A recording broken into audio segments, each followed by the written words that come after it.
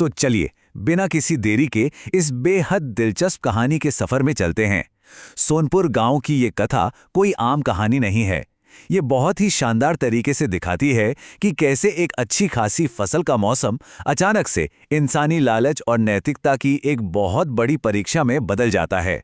ये एक ऐसा सफर है जिसमें जादू है, लालच है और कर्मों का फल है, जो सीधे हमारी इंसानी फितरत पर चोट करता है।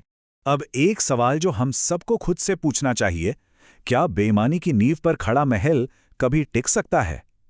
एक ऐसा सवाल है जो इस पूरी कथा के हर मोड़ पर आपके दिमाग में गूंजेगा। देखिए, ये विश्लेषण सिर्फ एक परियों की कहानी सुनाने के लिए नहीं है, बल्कि ये इंसान की सोच और लालच के नतीजों की एक बहुत ही गहरी और सुव्यवस्थित पड़ताल है। पहला भाग, तबाही और साहूकार का लालच। आइए देखते हैं कि कैसे एक बेमौसम और भयानक आंधी ने रातों रात इस पूरे गांव की किस्मत पलट कर रख दी, और यहीं से इस पूरे कहानी के मुख्य टकराव की नींव पड़ी।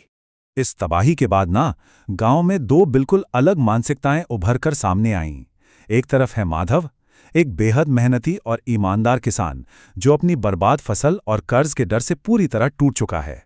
और ठीक इसके उलट दूसरी तरफ है लाला धनीराम, गांव का सबसे लालची साहूकार। जहां पूरा गांव अपनी बर्बादी पर आंसू बहा रहा है, वहीं लाला इस आपदा में भी अपना क्रूर मुनाफा तलाश रहा है। उसे इस बात की खुशी है कि अब ये मजबूर किसान अपनी कीमती और उपजाऊ जमीनें उसे कौड़ियों के भाव बेच देंगे। 10,000 रुपए, बस यही वो रकम थी माधव के ऊपर लाला का वो कर्ज जिसने इस सब कुछ बदल दिया। इस भयानक तबाही के बाद माधव ने लाला से सिर्फ 2 महीने की मोहलत मांगी थी। वो शहर जाकर मजदूरी करके कर्ज चुकाना चाहता था, लेकिन लाला, उसने इस कर्ज के भारी बोझ का बड़ी बेदर्दी से फायदा उठाया। कोई मोहलत नहीं दी और तुरंत माधव की पुरखों की पूरी 5 बीघे उपजाऊ जमीन हड़प ली। और इसका फौरी नतीजा क्या हुआ? माधव और उसकी पत्नी गौरी को बिना किसी रहम के गांव से धक्के मारकर निकाल दिया गया। अपना सब कुछ छिन जाने के बाद वे एक खतरनाक और घने जंगल में जिंदगी काटने को मजबूर हो गए। ये घटनाक्रम उन्हें जीवित रहने की बिल्कुल उस आखिरी सीमा तक धकेल देता है जहां से वापस लौटना लगभग नामुमकिन सा लगता है। दूसरा भाग, जंगल और फकीर का आशीर्वाद। अब जंगल में सरवाइव करना कोई खेल तो था नहीं, लेकिन यहीं पर एक ऐसा टर्निंग पॉइंट आता है जिसने माधव की किस्मत को हमेशा के लिए पलट दिया। चिलचिलाती धूप में एक भूखे प्यासे फकीर को अपनी आखिरी रोटी खिलाने का वो निस्वार्थ काम माधव के लिए एक बहुत बड़ा चमत्कार बन गया। अगर हम इस टाइमलाइन को देखें तो फकीर की मदद करने के बाद चीजें कितनी अविश्वसनीय तेजी से बदलीं। पहले दिन वो फकीर की मदद करता है, उसी रात ठीक आधी रात को माधव को एक रहस्यमय बाजार का रास्ता मिल जाता है।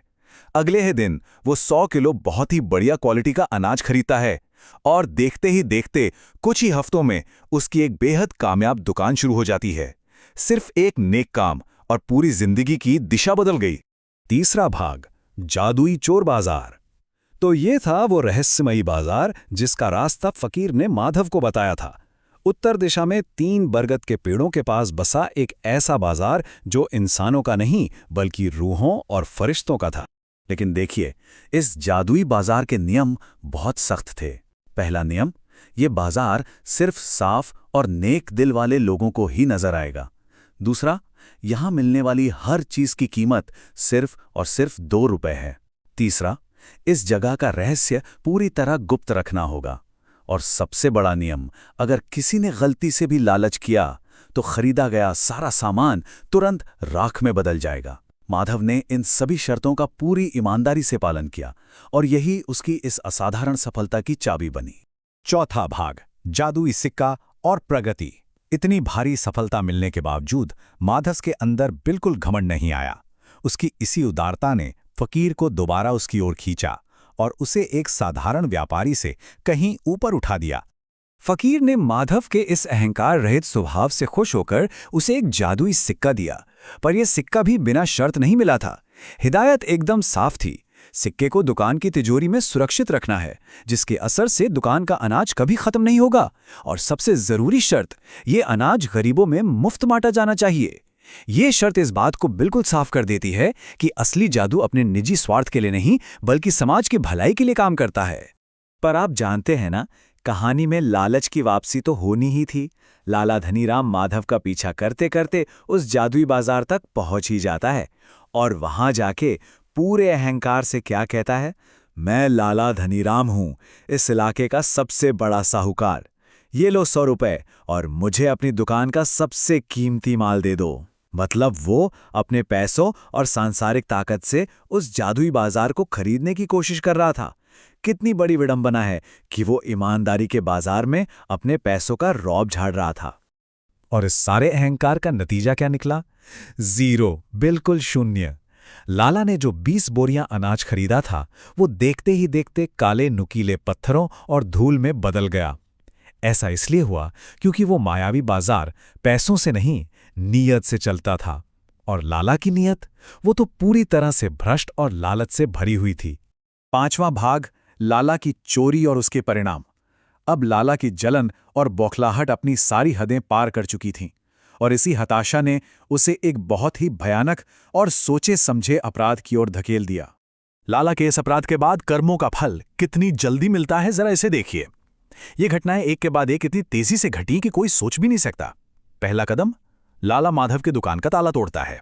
दूसरा कदम, वो वहां से वो जादुई सिक्का चुरा लेता है। तीसरा कदम, जैसे ही वो उस सिक्के को ले जाकर अपनी तिजोरी में रखता है, उसका अपना सारा पुराना धन, जेवर और जमीन के कागज तुरंत राख में बदल जाते हैं। और चौथा कदम, लाला को असहनीय शारीरिक पीड़ा होने लगती है जो लगभग उसकी जान लेने पर उतारू हो जाती है। बुराई का अंजाम उसे तुरंत और बहुत ही भयानक तरीके से मिल गया।